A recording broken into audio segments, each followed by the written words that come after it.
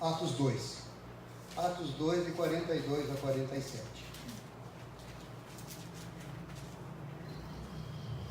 Primeiramente eu vou ler o texto, depois a gente tem algumas considerações e eu gostaria de compartilhar com os irmãos essa mensagem assim.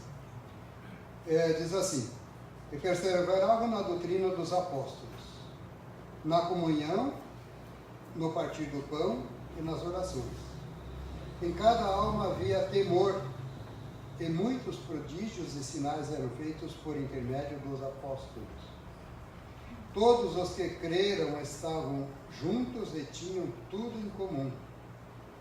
Vendiam suas propriedades e bens, distribuindo o produto entre todos, à medida que alguém tinha necessidade. Diariamente perseveravam unânimes no templo. Partiam o pão de casa em casa e tomavam as suas refeições com alegria e singeleza de coração, louvando a Deus e contando com a simpatia de todo o povo. Enquanto isso, acrescentava-lhes o Senhor dia a dia os que iam sendo salvos. Vamos orar brevemente. Pai, nós estamos diante da Tua palavra e pedimos pela ação do Teu Santo Espírito. Permita, Pai, que sejamos fiéis às Sagradas Escrituras e não tiremos e nem acrescentemos nada além daquilo que o Senhor nos comissionou a transmitir à igreja. Dá-nos, ó Pai, a Tua orientação e que a palavra dos nossos lábios e o meditar do nosso coração sejam agradáveis na Tua presença. Em nome de Cristo que oramos. Amém. Irmãos, dando uma olhada no livro de Atos, e lá no início do capítulo, né, o livro de Atos traz uma riqueza imensa, né? Ele tem o propósito de relatar, de registrar os atos da igreja a partir do tempo do Senhor Jesus Cristo e dos seus ensinamentos, do seu sofrimento, morte e ressurreição. E como começa a se estruturar a igreja a partir dali. Nós temos aqui nesse texto um testemunho claro, fiel, preciso de como viviam os cristãos em Jerusalém. O livro de Atos ele é muito rico e ele diz assim, mas que Atos dos Apóstolos? Nós somos testemunha. Testemunha de quem? Do Senhor Jesus Cristo. Testemunha das coisas que sucederam. Testemunha da manifestação do poder de Deus através do seu Filho, nascido e vivido entre os homens. E as testemunhas de Cristo, elas são capacitadas pelo Espírito Santo, não há outro jeito. Nós vamos ver mais adiante o perfil de Pedro, o perfil de João, homens simples, que foram capacitados pelo Espírito Santo. As testemunhas de Cristo também têm a missão de pregar o Evangelho. Lá em Mateus, na grande comissão, diz: ide, pregai o Evangelho de Jerusalém, Judeia, Samaria, até os confins da terra. Então a missão, os testemunhas de Cristo, eles têm a missão de pregar o Evangelho. As testemunhas de Cristo também sofrem perseguições. Lá no Sermão do Monte diz: bem-aventurados sois quando foste perseguido, injuriado, difamado por causa do Evangelho. As testemunhas de Cristo estabelecem igreja. Ora, a forma que nos reunimos hoje, aqui, presente, essa estrutura física que chamamos igreja, elas não têm outro propósito senão testemunhar o Evangelho de Cristo. Então, é isso que nós vamos discorrer. E procuraremos, com base nesse texto, né, fazer uma reflexão um pouquinho mais apurada. Mas vejamos. Acabamos de virar o ano.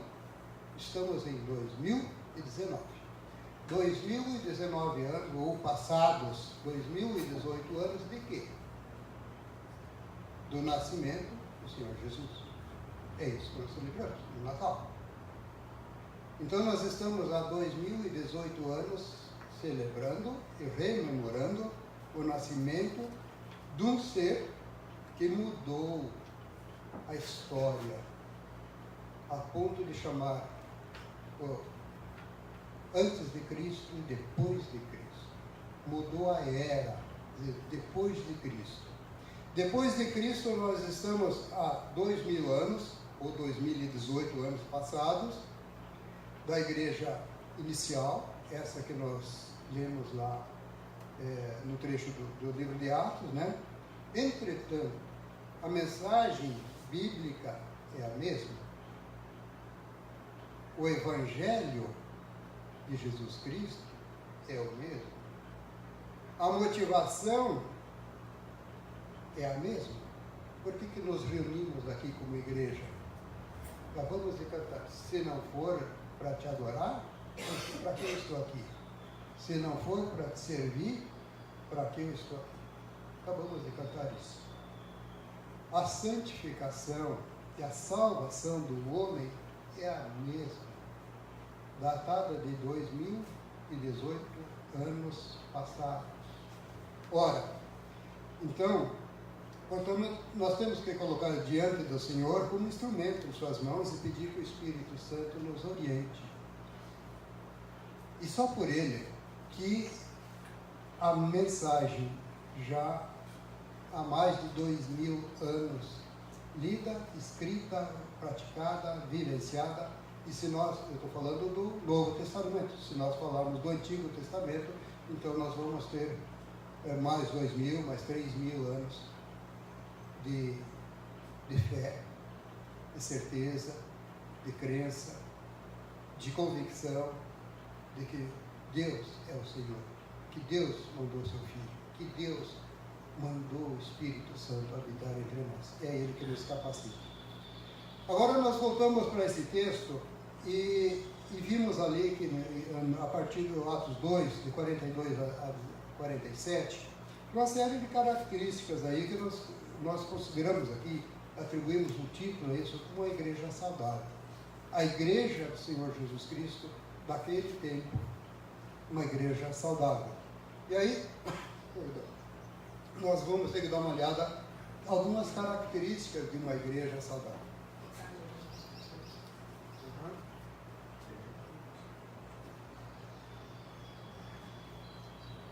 Obrigado.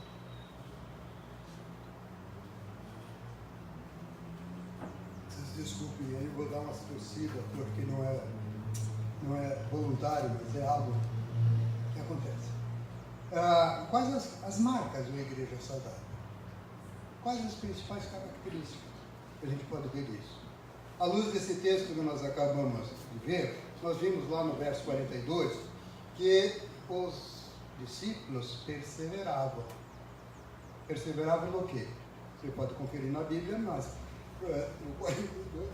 perseveravam na doutrina dos apóstolos.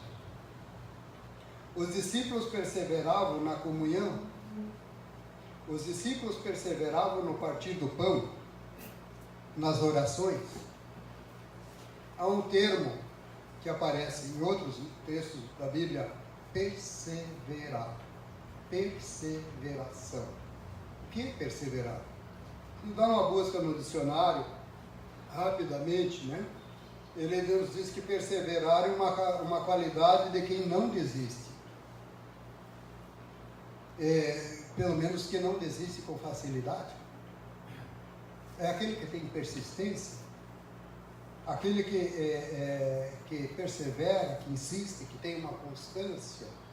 Talvez a gente encontre alguns que aceitam. Lembram a parábola da semente que foi lançada no caminho? Algumas caiu sobre pedras, outras caiu sobre rochas, outras caiu em solos rasos, outra caiu em solos com espinhos, outra semente caiu em solo profundo. Talvez o perseverar esteja associado a isso. Aqueles que ouvem a palavra, aceitam a palavra, internalizam ela e a praticam. Então, estes perseveram. E o texto nos diz que os discípulos perseveravam na doutrina, na comunhão, no partir do pão, nas orações. Podemos perguntar a nós, estamos perseverando na doutrina da igreja? Estamos perseverando na comunhão? Estamos perseverando no partir do pão, nas orações?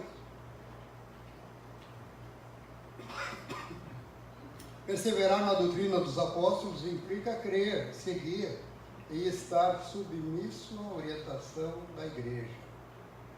Perseverar na comunhão implica estar disposto a andar junto, a compartilhar, a andar com o irmão, abraçar o irmão e importar-se com ele. Domingo passado a gente ouviu o irmão Leonardo falando sobre isso. Perseverar no partir do pão implica abrir mão dos nossos gostos, preferências, das nossas vontades pessoais, individuais, para ver o lado comum, o lado do irmão. É fácil? Acho que não. É impossível? Também não. Acho que é possível. Depende de nós. Depende de como a gente encara, né? Perseverar na oração. Lembrando que nós temos toda terça-feira, às 7 horas da manhã, uma reunião de oração. Precisamos perseverar nas orações, não é só nesta, nas demais orações. Nós devemos perseverar na oração do templo? Sim. Devemos perseverar na oração do culto doméstico? Sim. O culto doméstico está tão desgastado, está tão difícil, mas fundamental para as nossas famílias, o culto doméstico. Nos grupos familiares, a oração coletiva, a comunhão, fundamental para a igreja. Perseverar nos trabalhos da igreja, as propostas, os planos, os projetos, sim, precisamos perseverar.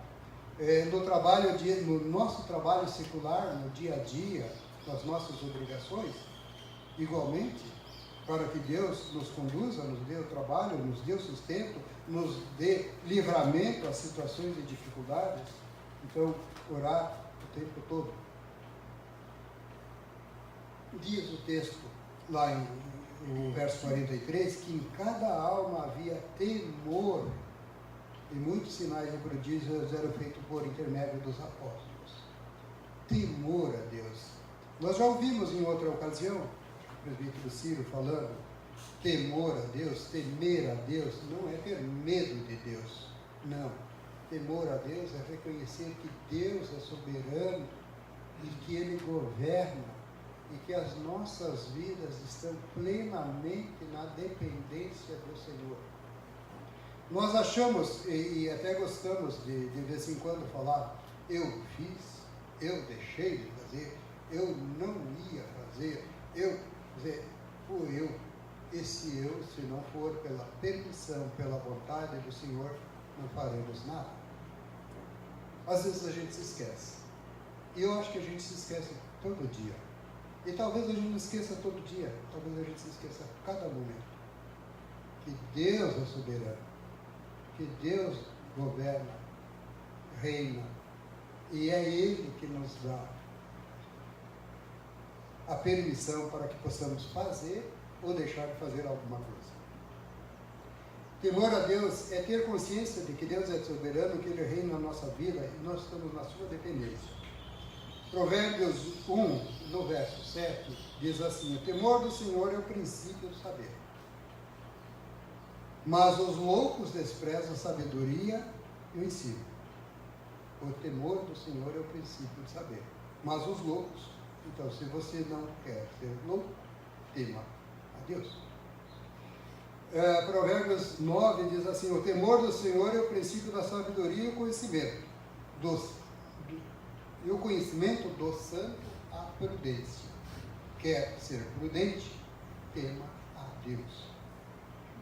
Alguns andam com temor dos desastres climáticos, dos temporais que estão ocorrendo, bem frequente aqui entre nós. Talvez a gente tenha medo de um desastre climático, talvez a gente tenha medo de um temporal, talvez a gente tenha medo de um acidente, talvez a gente tenha medo de sair na rua e ser vítima da violência, né? Sim, temos medo, mas nós não devemos ter medo de Deus. Nós devemos ter temor a Deus e reconhecer que estamos na sua inteira vontade, o seu governo. Diz o texto ainda que os apóstolos operavam milagres, sinais, prodígios, muitas coisas eram feitas por intermédio dos apóstolos. Talvez muitos estivessem lá à espera do milagre, à espera de uma cura, à espera de um pedaço de pão, do alimento. Certamente isso, muitos. Mas a igreja tinha um propósito firme, sincero, fiel, de pregar o Evangelho de Jesus Cristo, de dar continuidade à obra do Senhor Jesus Cristo, tida no seu ministério durante 3 anos. E os apóstolos aí passaram a ser os fiéis condutores da mensagem do Senhor Jesus Cristo. Os apóstolos viviam e operavam de acordo com a vontade de Deus, inegável. Os apóstolos foram os instrumentos de Deus para nos comunicar o Evangelho. Os apóstolos eram usados por Deus e foram usados por Deus para dar continuidade ao ministério do Senhor Jesus Cristo. Provavelmente, se nós não tivéssemos a mensagem apostólica, nós não teríamos recebido com tamanha clareza e tamanha profundidade, a ponto de nós estarmos há 2018 anos ouvindo essa mensagem, que não envelheceu, que não enferrujou, que não desgastou, que não foi substituída. Me espanta um pouco quando a gente ouve algumas exposições e diz, não, precisamos rever as Escrituras, precisamos contextualizar as Escrituras. A mensagem bíblica é muito clara. Nós precisamos rever as nossas atitudes, o nosso contexto, a nossa cultura, a nossa vontade. Diz ainda o texto que os apóstolos, os discípulos tinham uma vida em comum. E aí, para o nosso mundo ocidental, talvez a coisa pegue um pouco, talvez a coisa fique meio complicado para nós falar de uma vida em comum. Diz o texto que eles vendiam suas propriedades e bens, que eles distribuíam o produto entre todos à medida que alguém tinha necessidade. Diariamente perseveravam unânimes no templo, partiam o pão de casa em casa, tomavam as refeições com alegria e singeleza de coração, louvando a Deus e contando com a simpatia do povo. Talvez a gente não, aqui dentro da igreja, a gente consiga viver isso. Louvar a Deus com singeleza de coração, com humildade, com alegria, agradecer pelo pão, pela vida, pelo sustento. Mas saímos da igreja, nós cada um somos um. E aí a gente volta à nossa vida corriqueira, diária, como somos, como vivemos.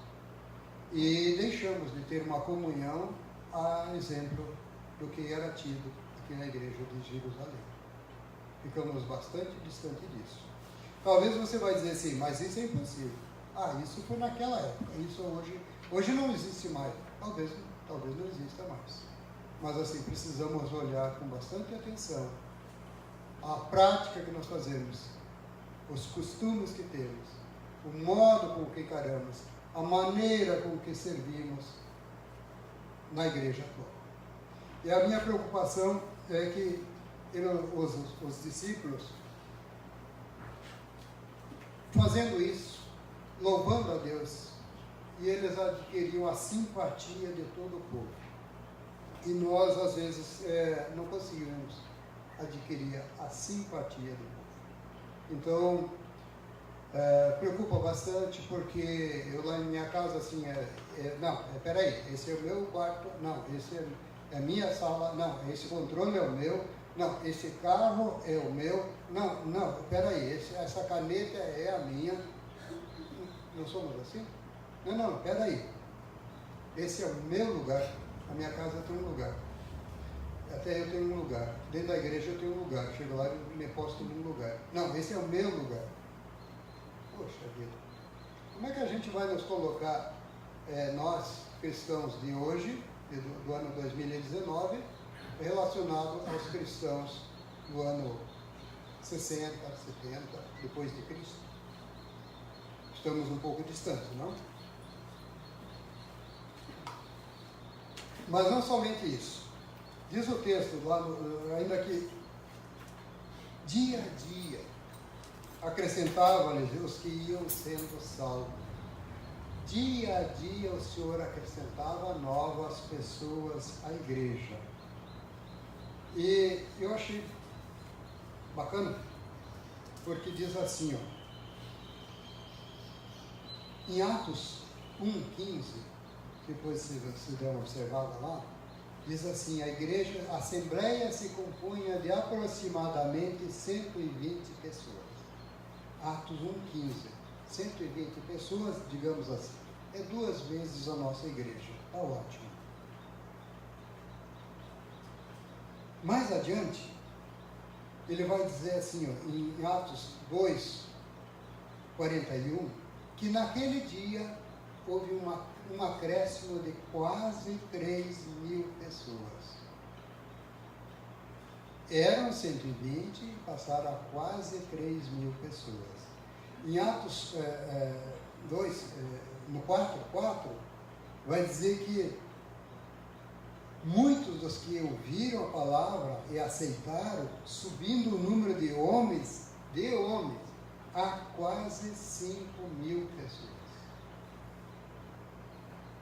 No 5:14 ele vai dizer assim, e crescia mais e mais a multidão de crentes, tanto de homens como de mulheres, agregados ao Senhor. Notem que a igreja tem um crescimento vertiginoso, rápido. Estavam reunidos 120 pessoas, passaram a quase 3.000, a quase 5.000, e aí continua assim. Eu confesso que fiquei um pouco preocupado com o crescimento da nossa igreja. E, poxa vida, 3.000 pessoas? Não, vamos deixar menos. 1.000 pessoas? Não, vamos baixar para 500. Nós precisamos rever isso. Nós precisamos pensar nisso. Nós precisamos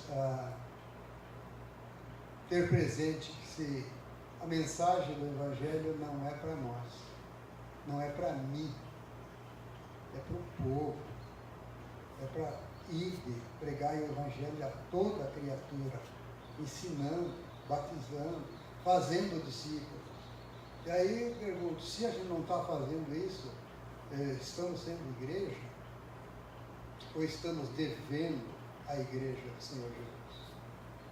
Então isso é para a nossa reflexão e para que a gente possa pensar um pouco mais nisso aí. Temos dúvida nisso? Temos dúvida sobre a pregação do Evangelho? Temos certeza da salvação, que a salvação é pelo Senhor Jesus Cristo? Mateus diz que crê, aliás, ainda em Atos 16, crê no Senhor Jesus e será salvo tu e tua casa. Mas não é para salvar eu e a minha casa.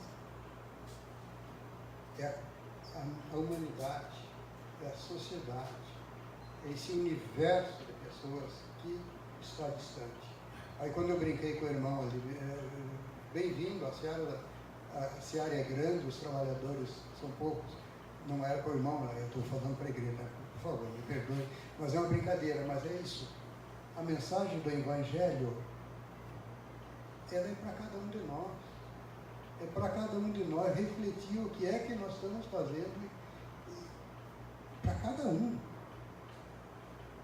Para pregar o Evangelho do Senhor Jesus Cristo, para levar adiante a mensagem dos apóstolos, a mensagem de Cristo que nos foi transmitida pelos apóstolos. Primeiramente pelo Senhor Jesus e dada continuidade pelos apóstolos. Dia a dia acrescentava-lhes os que iam sendo salvos. Nós precisamos pensar nisso. Dia a dia que o Senhor, dia a dia da nossa caminhada.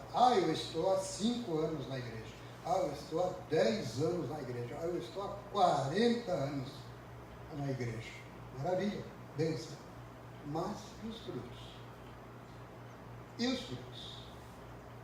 Quantos que o Senhor permitiu acrescentar? Talvez não dentro da igreja, dentro do templo, mas para quantos você conseguiu compartilhar a mensagem? A quantos você pregou a salvação?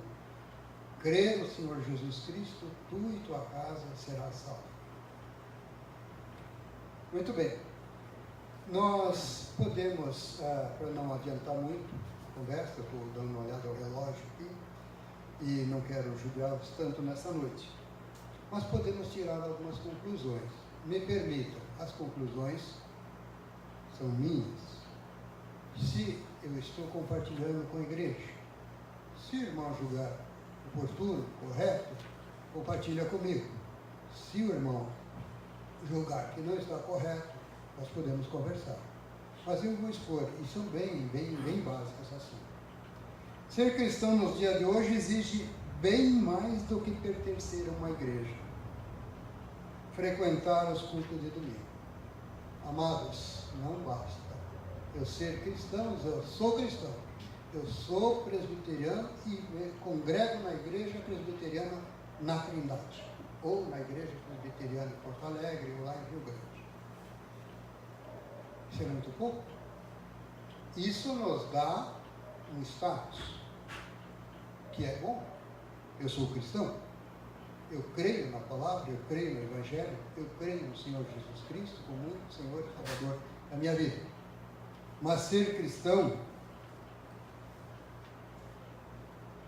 e frequentar os cultos, diz o nosso irmão Ciro, ser banqueiro, ou aquele que gosta do banco, é muito pouco. Nós precisamos ser cristão a exemplo dos apóstolos. E não somente os apóstolos, mas todos aqueles que foram comissionados depois dos apóstolos a pregar o Evangelho. Ser cristão nos dias de hoje requer uma vida de comunhão, mas não comunhão como a gente faz aqui na igreja, fica um atrás do outro. A gente se comunhão com a nuca do irmão. Não. Nós precisamos ter uma comunhão de fato. Nós precisamos ter uma comunhão mais apurada, mais acurada, mais fortalecida, mais internalizada na palavra de Cristo. É ter uma união, igreja, e no compartilhamento da mensagem. Nós precisamos pensar isso. Ser cristão nos dias de hoje implica ampliar nossos relacionamentos. Às vezes a gente tem dificuldade de amizade, porque eu sou crente e meus amigos não são crentes. E eu estou cheio de amigos não crentes. E eu tenho até dificuldade de falar com alguns deles, né? Ou defender o meu evangelho. Eu me sinto confortável dentro da igreja, mas fora da igreja eu me sinto de saia justa, como a gente diz. Nós precisamos mostrar a cara. Nós precisamos romper isso aí. Nós precisamos ampliar o espaço. E exatamente esse espaço do nosso relacionamento que precisa ser alcançado. E exatamente essas pessoas que nós queremos bens, que amamos, que são nossos amigos verdadeiros, estão carentes do Evangelho. Muito provavelmente. O Evangelho que faz bem a mim e o convívio que faz bem a mim dentro da igreja é aquilo que está faltando na vida, provavelmente, de um casal, amigo meu, de uma família amiga minha, ou de outro. Que estão passando por tribulação, estão passando por dificuldade, estão passando por mazelas e, às vezes, levados por outras mensagens. Então, nós precisamos pensar nisso aí. Ampliar nossos relacionamentos. E eu queria que a gente desse uma olhada, quando eu falo de relacionamento, dê uma olhada aqui para a cruz. E essa cruz que está com a lâmpada acesa ali, está iluminada. Tem dois sentidos. Se eu esticar meus braços aqui, se eu ficar, vai ficar meio estranho, né? Mas eu vou fazer isso aqui. Esse é o sentido da cruz. Nós precisamos ampliar o nosso relacionamento, melhorar o nosso relacionamento no sentido vertical. Nós precisamos buscar a Deus mais intensamente, orar a Deus mais intensamente e viver uma vida com dignidade e com santidade mais intensa. No dia a dia, perseverar, como diz o texto. Mas também nós precisamos ampliar os nossos horizontes. Nós precisamos olhar para os braços da cruz e aí dá uma olhada à tua direita, à tua esquerda, quantas pessoas estão carecendo do Evangelho. Precisamos compartilhar isso.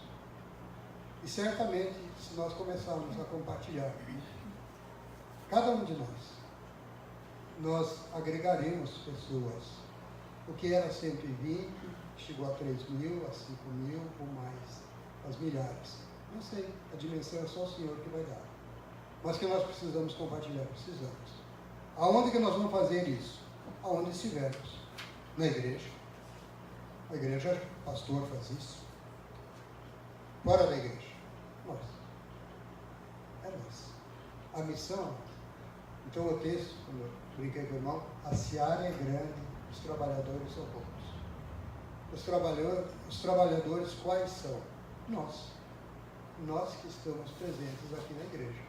Ah, mas eu já estou cheia de coisa, eu já estou fazendo um monte de coisa pela igreja. E é verdade. Eu estou no coral, eu estou na banda, eu estou na diaconia, é verdade. Amém? Amém por tudo isso. Mas nós somos mensageiros do Evangelho e precisamos multiplicar isso. E aí, para finalizar a mensagem, antes que eu castigue demais os irmãos, eu vou me referir aqui ao banner. E eu vou depois pedir que os irmãos leiam aquele banner que está pendurado ali na parede, em verde. Aquele banner diz exatamente assim: nós queremos ser uma igreja compromissada com a proclamação do Evangelho. Ah, está escrito, proclamação. Como nós temos proclamado o Evangelho do Senhor Jesus Cristo, cada um de nós.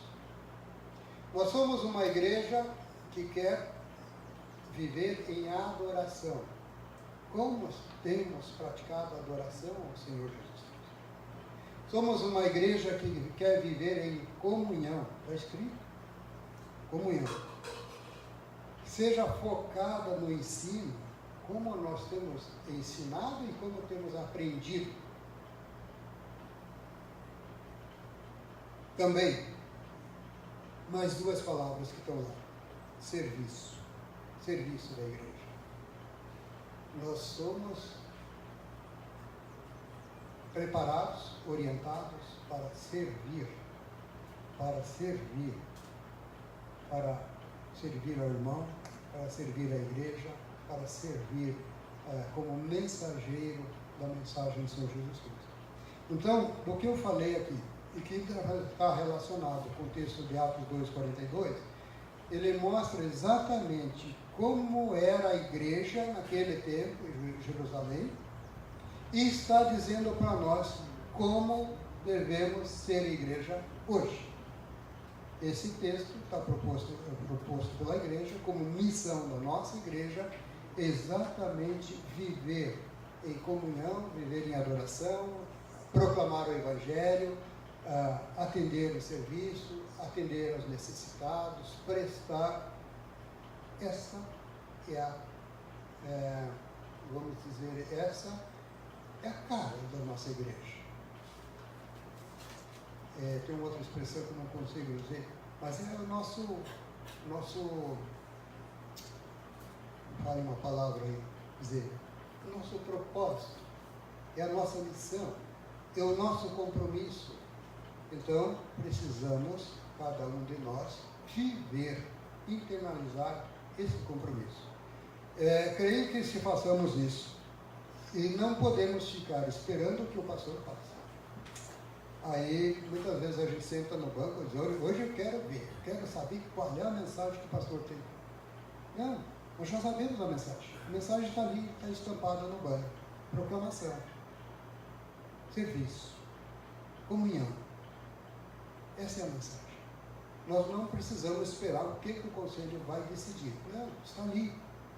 Todos os atos da igreja em 2009 têm esse propósito. Proclamar, adorar a Deus, ter uma vida em comunhão, valorizar o ensino religioso, cristão, e prestar um serviço com qualidade. É isso que nós queremos, é isso que nós sonhamos, é isso que nós pretendemos, é isso que está posto para a igreja nesse ano de 2019. E o que a gente pede é que o Santo Espírito de Deus nos capacite, nos oriente. E aí o convite fica para cada um dos irmãos. Deixar de ser banqueiro. Deixar. Cada um de nós é um missionário. Cada um de nós é um agente do reino de Deus. Cada um de nós deverá estar compromissado com a palavra, a compartilhar, a levar o Evangelho, a difundir a mensagem de Cristo. E aí nós teremos um crescimento, como diz a palavra do Senhor. Dia a dia o Senhor acrescentava aqueles que iam sendo salvos. É isso, meus irmãos. Que Deus os abençoe. E se essas palavras forem verdadeiras, que possam calar no seu coração e no coração de todos aqueles que congregam conosco na igreja presbiteriana na Trindade. Ou se for de outra igreja presbiteriana ou não presbiteriana, mas que faça tudo para o crescimento da obra e do reino do Senhor Jesus Cristo, antes que outros façam. Amém?